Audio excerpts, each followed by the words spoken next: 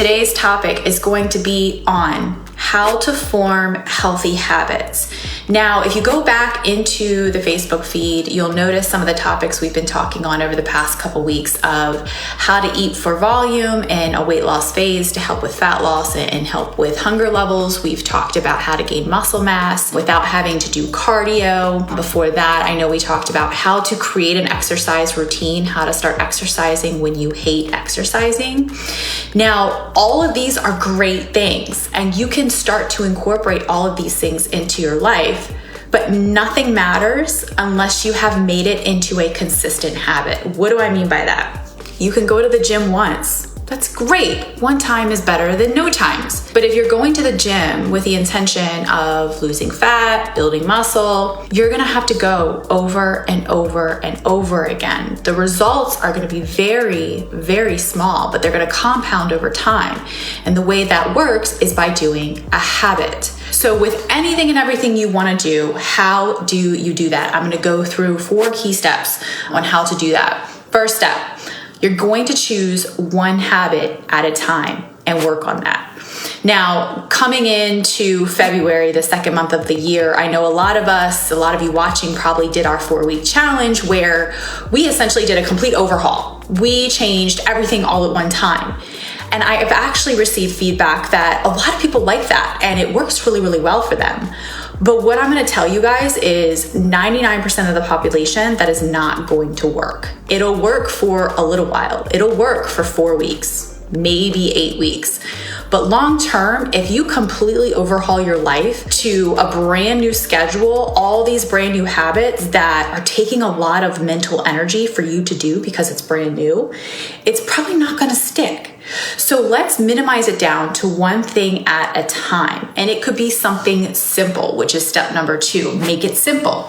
Getting to bed at 10 p.m. every single night. Sleeping for 6 hours, 7 hours. Start really, really small. Let's use meditation. Meditate for 5 minutes a day. Does that sound incomprehensible? Okay, let's meditate for 2 minutes a day. Does that still sound unreasonable? Do you try to sit down and you can't quiet your thoughts? First and foremost, specifically as an example with meditation isn't some official thing you have to do. The act of meditation is simply sitting down in a quiet place and observing your thoughts.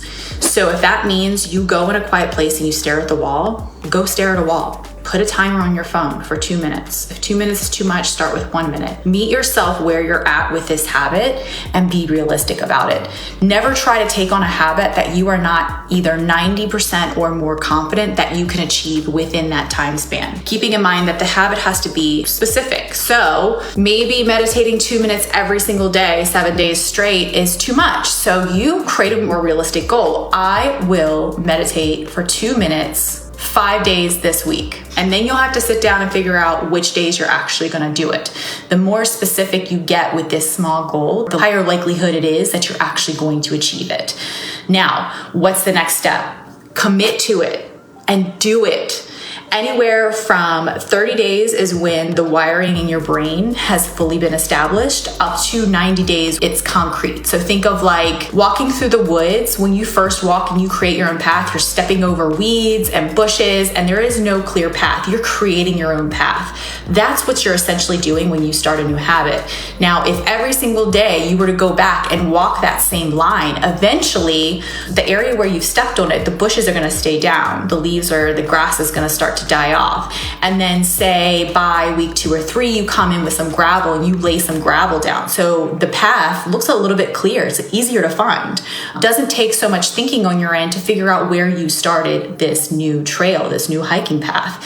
Now, say you're 6 weeks in, you're still walking this trail every single day. You bring in and you lay down some concrete. So that's how to create a visual of what's happening when you're reinforcing a habit, where the first couple of times, the first couple of weeks, weeks, it takes a lot of mental energy because it's brand new to you. It's foreign to you. Like for someone who's starting a gym membership and they've never in their life worked out, it's gonna be tough. It's gonna take a lot of mental effort to get out of bed or go after work whenever you're choosing to go to the gym and actually get in there. But the more you repeat it, the easier it gets. And then you get to a point where you're on autopilot, which starts to happen after around day 90. So finding a sweet spot is right around 42 days. So a little bit more than a month. If you can repeat something consistently for a month, there's a really high likelihood that you are going to stay with it. So you just have to make sure you get through those 42 days. Now, the other thing that you can do to make these habits stick is habit stacking, which you can call a trigger. So attach a brand new habit onto something else. Brushing your teeth is a really good trigger. Every day after I brush my teeth, I will go walk my dog for 10 minutes. The trigger is brushing your teeth. And so every time you brush your teeth, it's an automatic thing. Okay, first I brush my teeth, then I walk my dog. Every day I will drink 6 ounces of water with my meals. Your meals are the trigger. It's something that reminds you that you are going to do this habit. One of the habits I used to work on, which I'm pretty consistent with now, is drinking tea. When I wanted to switch from drinking wine every single night to drinking hot herbal tea before bed. So not necessarily a physical act as my trigger, but what I did before I left for work in the morning, I would set out my cup that I was gonna make of hot tea. I would put the tea bag inside of it and I would set it right in the center of my counter. So when I came home, like it was there in my face, it was obvious to see it. And every time I saw it, it was my reminder of, hey, we're not drinking wine anymore. We're drinking hot tea now. And that was actually a great trigger for me because it reminded me. And what I did with the wine is I just put all the fancy bottles out of sight, out of mind. I got rid of any other ones that I didn't want anymore. And it made it a lot easier to reinforce that habit. Now, with all of these points, I am going to be giving you guys a resource. Our lovely coach Lisa has created it for us. And basically what you're going to go through is check it off every day. And so simple act of doing something like checking off a box. It's kind of like when we were in kindergarten when we got the gold star if we were on our best behavior for the day. That act of accomplishing something so tiny for the day and you get to reward yourself by checking off the box, it rewards your brain. Like it actually sends dopamine to your brain to say, I'm satisfied. And when you get those happy hormones, it reinforces the habits.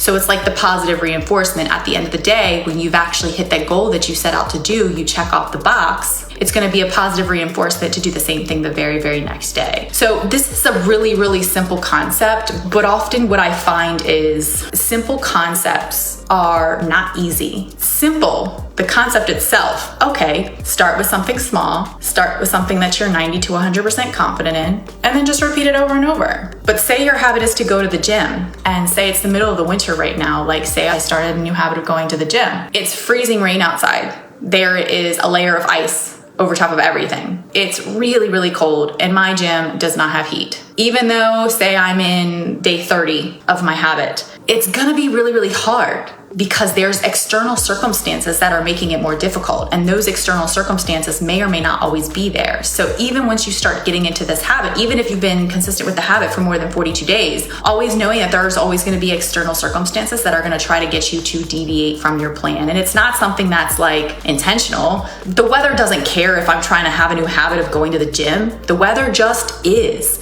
And it could be the same way with people, jobs, flat tires, whatever, illness, whatever the external circumstance is. But that's why you have to first say, I'm gonna do this no matter what. Giving yourself grace if you fall off and starting all the way back over again. Knowing that once you repeat it enough times, it's gonna become like autopilot. It's not gonna take so much mental effort in the long run. But otherwise, I hope this was helpful for you. It really helps to have the visual of the resource with you, which recaps all the steps to really creating a solidified habit. If you're just all out struggling, say you started off the year solid and you did good for the first 2 weeks and you just find yourself completely falling off and we're only 1 month into the new year, please reach out to me. We have coaches who are ready and willing to help you. There are an array of different options to help you, whether that be one-on-one coaching, group coaching, self-paced programs. If you are stuck right now, you are not alone. Let us help you. Otherwise, have a great week and I will see you guys later.